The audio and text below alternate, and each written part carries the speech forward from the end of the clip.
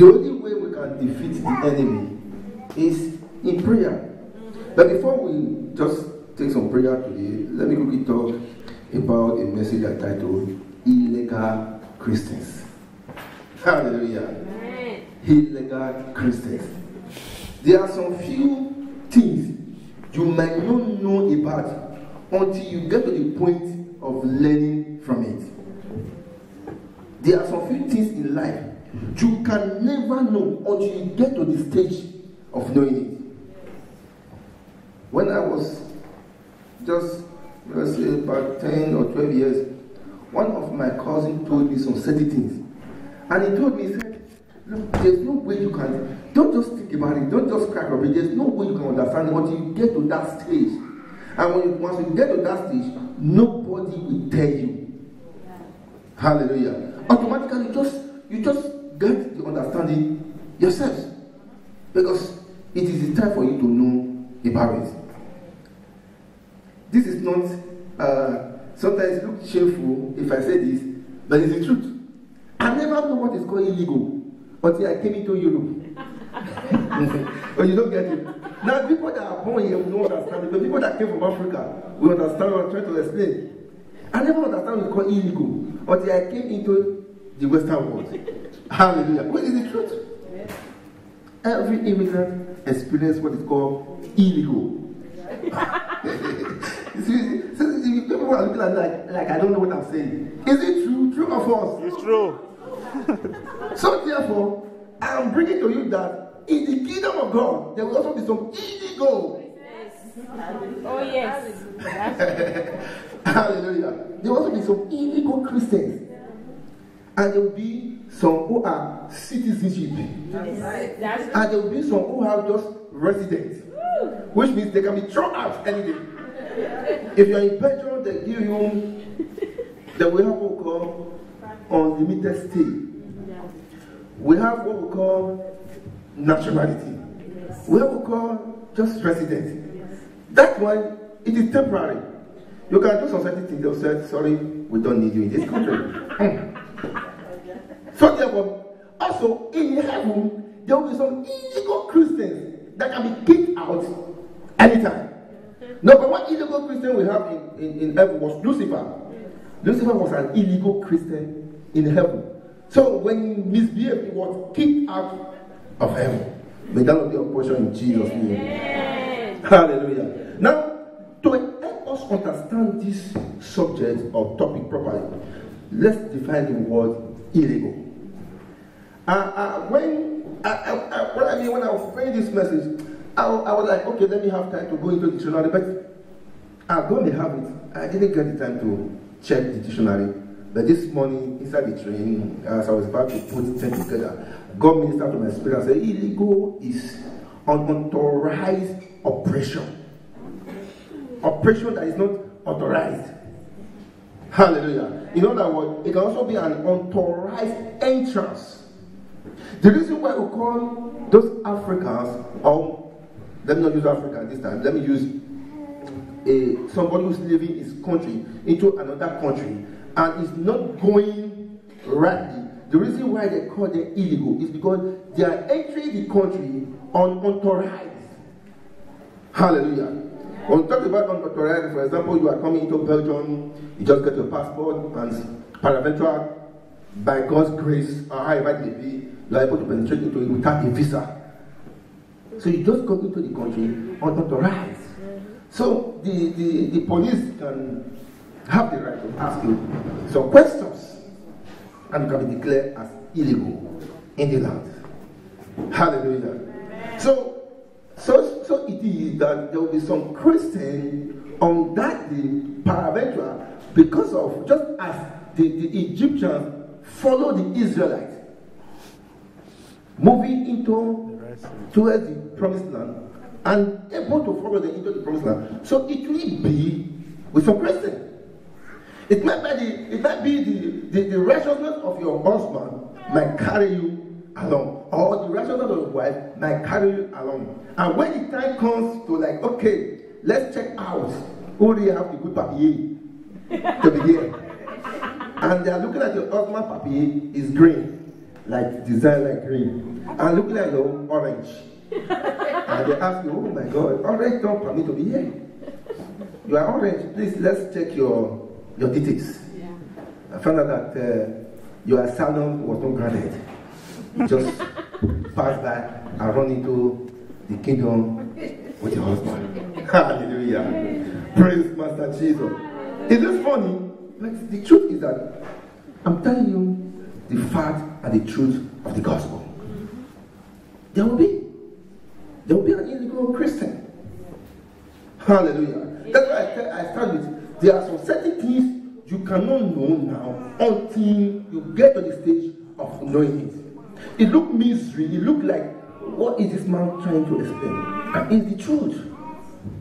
It's the truth. That is why you see some cry and cry, yet answers are not coming to their questions.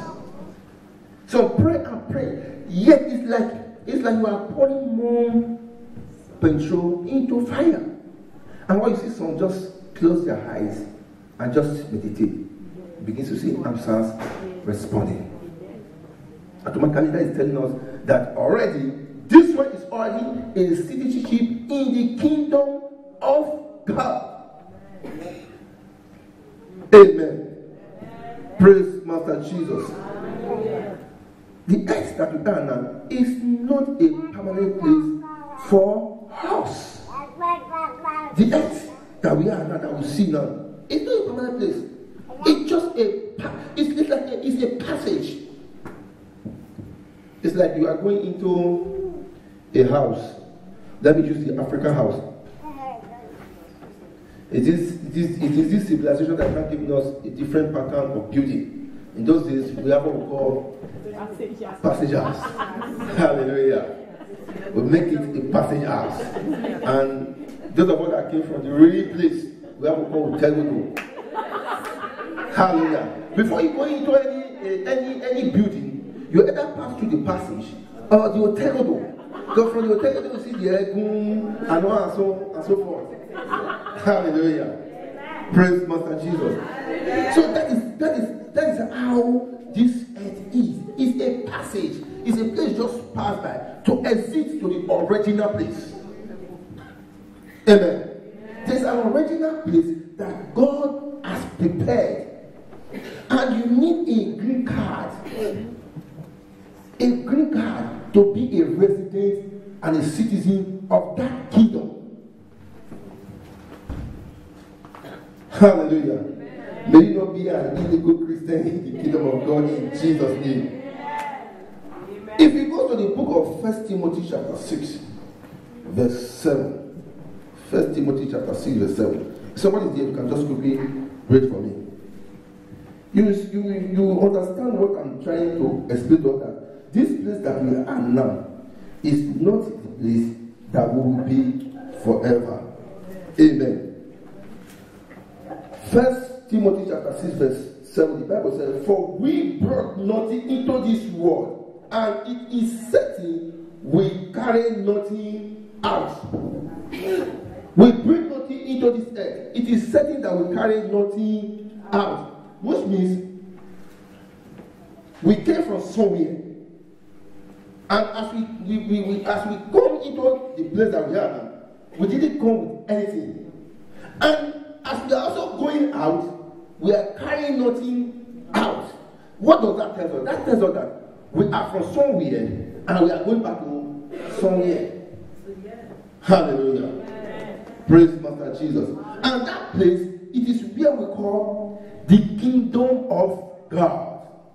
A place that is the reason why you and I will leave the things that are pleasant and enjoyable on a beautiful Sunday like this, and prepare ourselves, despite the rain, despite the sun, despite the cold, prepare ourselves to come into the presence of God.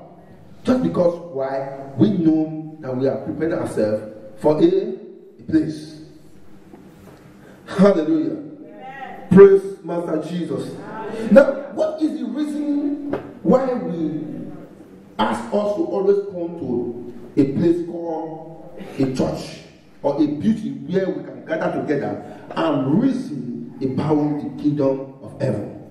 Number one, the major reason why we encourage us to be in God's house at all time, or a certain time, or a time set aside for it, is number one, the church of God is the embassy of heaven. Amen. The church of God is the embassy. Now, if you are leaving your nation into another nation, you need an embassy to obtain a visa to enable you have a free entrance into the nation of your destination. Hallelujah. So the church is the embassy of God, a place where they will tell you the criteria that you needed to enter into God's kingdom. You can't just wake up one day and say, although many Africans do that, just wake up and say, okay, I want to travel to my country. Sometimes you don't even obtain your national passport. Back, ring road, Dubai, enter the next available car on the chart. Sokoto, Niger. You begin to move Niger, Mali, Algeria, Morocco, Spain. Hallelujah. Now, the problem now is that it is good, but you'll be lacking something. You'll be lacking something. First and foremost, you'll be declared illegal in the country of your destination. That's number one. Number two, you will not have information about the nation that you are going into. I praise the Western world, the white brothers. Before they could travel into another nation for holiday or otherwise, they must have gone into the book of the nation to study how it was over there. But Africa, black magic, remove. Hallelujah. Without even negotiating or trying to study the land that we are going, if the cold is high there or low, or if the sun is high or low, we just move as well direct. Amen. So that is how it is also in the church of God. The church of God is the embassy of God's kingdom. It's the place that you have to come and learn how things works in heaven. It's the place. In the book of Revelation chapter 1, verse 11, the Bible told us how God begins to write letters to the churches, telling them that I've known your work, I've heard this about you. That is to tell you, the church is the embassy. God cannot just speak to a nation like that. He speaks through a certain place that he prepared for himself as holy. Amen. Praise Master Jesus. So therefore, encourage yourself to always be in God's holy place at the time appointed. It's in the church that they will tell you things about good or evil. It is the church that they can tell you how you prepare yourself for the second coming of our Lord Jesus Christ. If you must not be an illegal Christian in the heaven, endeavor to be in church services. Amen. The church will let you know what you need to get, let's say, it's not so, resident to stay in heaven. It's just in church. Hallelujah. Praise Master Jesus.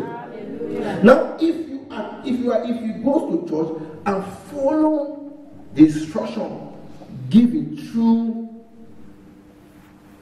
the mouth of the man of God that came through God, you are already a citizenship of heaven. Because why? Already your name is written there in the book of life. Let me check the book of Ephesians chapter 2, verse 19. Ephesians 2, verse 19. And let's see what the Bible says about God's kingdom to his people. Amen. Now, therefore, you are no longer strangers and foreigners, but fellow citizens with the saints and members of the household of God. You are no longer now a stranger. But before then, you were a stranger because you know nothing about God's kingdom. But now that you now come into the assembly of the brethren, that day after day, they begin to tell you the things that you needed to be in God's presence. Then you are no longer a stranger in God's presence. Hallelujah. Amen. Praise Master Jesus. Hallelujah. In Philippians chapter 3, verse 20, there was another confirmation that said, "For our citizenship is in heaven, from which we also eagerly wait for the Savior, the Lord Jesus Christ." Our citizenship is in heaven, where our Father, our Lord Jesus Christ, is waiting to receive us to Himself. Hallelujah. Now, what are the qualifications for a citizenship in heaven? What are the qualifications? Two things is really, really, really needed. Number one, the righteousness. Righteousness will make the way clear and clean for you. Now, when we talk about righteousness, people believe that righteousness is something that is too hard to do. Righteousness is not a life without sin. Because you are righteous does not mean you cannot sin. Righteousness is right stand with God. Hallelujah. Surely, as a being, as a human being, as somebody that lives with blood and flesh, you must do something that are not according to God's will in your daily life. But the ability to return back to Him and say, "Father, I am sorry. I will always maintain right standing with you." That is what is called righteousness. And number two is holiness. To be able to live a life that is clean. Hallelujah. Amen. Before now, you are somebody who always get angry with little things. But because you now understand that you need to live a life that is holy and righteous before God. Somebody just, when they do something to you, just look at it and say, "Okay, it's well." You are tired that even when you look at your phone, after 5 minutes, it doesn't ring. You need to call somebody. Of course, there are people like that.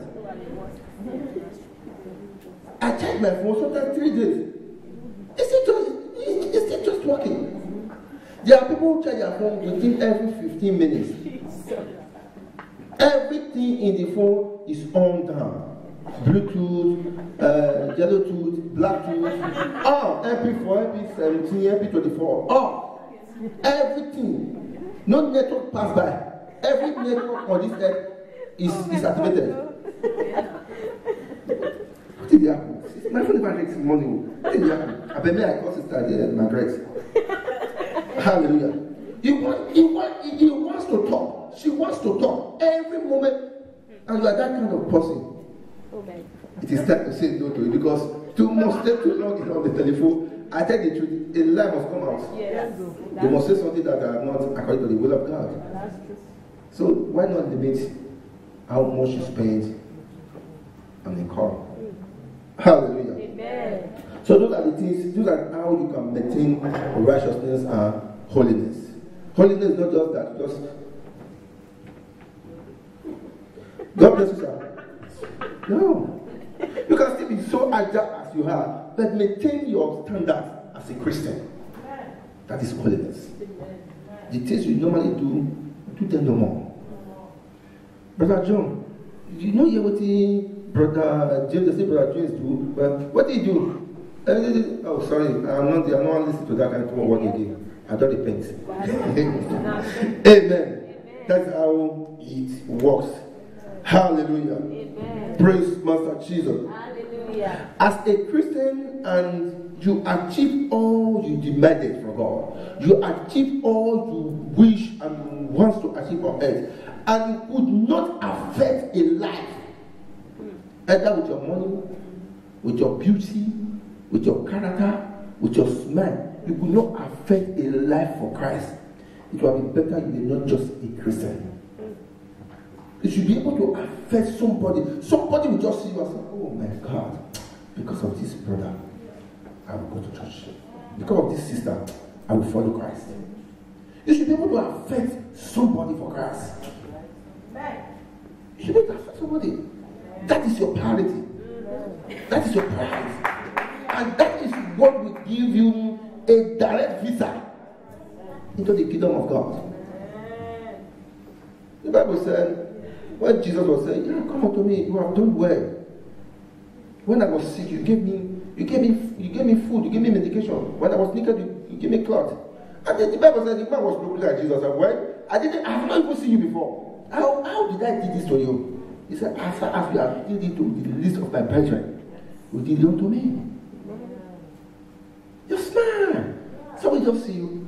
Say, I will ask the sister Victoria, why do you always smile? Because I have Jesus. Oh, Jesus make you smile. Okay, I will have it also so I can smile. You already affect life, Christ. Because that brother, he always, when he sees people who are hungry, he always buy food for them. What about him? He said, the guy is a Christian. Oh my God, I will become a Christian. Affect lives for Christ. It's your priority. And those are the things that speaks for you on that very day. That will make you not to become an illegal Christian in the kingdom of God. Every illegal Christian will be. Oh, remember in those days, it happened now again. I think about a few weeks ago, they said Ghana deported 721 Nigerians. But I was an executive because they used plane to deport us. When we deported them, we used trailer. Hallelujah. It was trailer. They put this one, if you see them, they're like people coming from abroad. Then we give them what we call Ghana must go. Hallelujah. We get them in a rubber bag and pour that, and put them in the trailer and deported them. Because what? They did not belong to the kingdom of Nigeria. So it will be on that day when once the angel, Michael, Gabriel, and all the angels said that together, when Jesus have said that, okay, now I will separate the sheep from the goats. They will pack them. So this one, no, I put them for Kekelapa. Not even flat. Kekelapa will put them 100, push them out. This one are illegal in this kingdom. And Jesus will look at you and say, oh, my smile on you and say, oh, Sister Sandra, welcome. You are a citizen of the kingdom of God.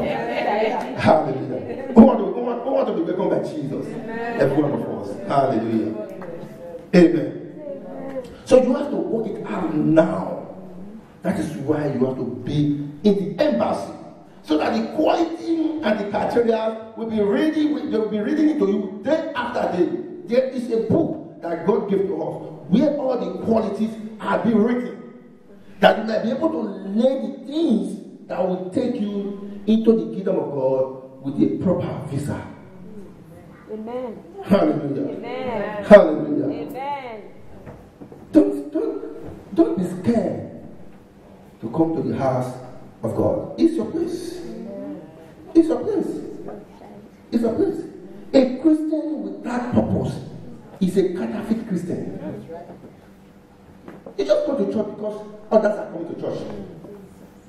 You just go to church because the clothes that you have in your wardrobe is too much. You don't know. There's nobody celebrating birthday anymore because it's expensive to celebrate birthday now.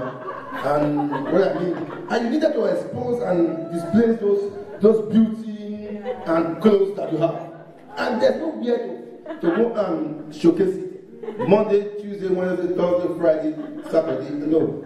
To Friday, you are in place of your work. And probably maybe where you are working, you are doing cleaning job or doing. You cannot put on those elegant dresses. So they let you for the church. Hallelujah. So the church is not the best place to display your beauty or your wardrobe or whatsoever you have. It's a place for you to learn the things that you needed to be a citizen in God's kingdom. Amen. Give what you have to help those who are lacking. It's another area to touch the heart of God. I was going through the media some few days ago. I saw that one rich man with $200 million for a pussycat. Jesus. For a pussycat. The person that was analyzing, he said, why? He said, oh God, why don't make me to be the pussy of that man? And later he changed his statement. He said, I will look for a way to become a worker to the pussycat. He said, me, I struggle to eat 2 times a day. Pussycat is eating 4 times a day. Hallelujah. What am I trying to say? A being stood up and with 200 million to a pussycat. And you, that is, God has blessed to also have your 3 square meals a day. You can't just give €1 to somebody who is hungry. If a pussycat is going to have $2 million, but a human being, do that so that you can gain more ground in the kingdom of God. Whatsoever you do to support the work of God, you are just building a treasure for yourself in heaven. It's never wasted. You might not know it now. Frankly speaking, you might not know it now. The only thing that pains me sometimes, my beloved, whatsoever you are doing, do it to the glory of God. Amen. If you are the type that is still stubborn, doing rough things, doing things that is evil, do things that you know that is not the will of God, it's our time to repent. But if you are the type that I've already started keeping the good things, doing good things, helping the poor, helping the needy, caring for the less privileged, the motherless children, the physical challenge, the aged people who do, somebody who don't want to see somebody is living in a situation that is not present, please continue. What you are doing, you are not doing it unto that person alone, but you are doing it unto yourself. Because at the end of it all, your reward is awaiting you. Amen. May God bless us in Jesus' name. Amen. Amen. Amen. Let's give it up to the Lord. Let's clap for Jesus. Hallelujah.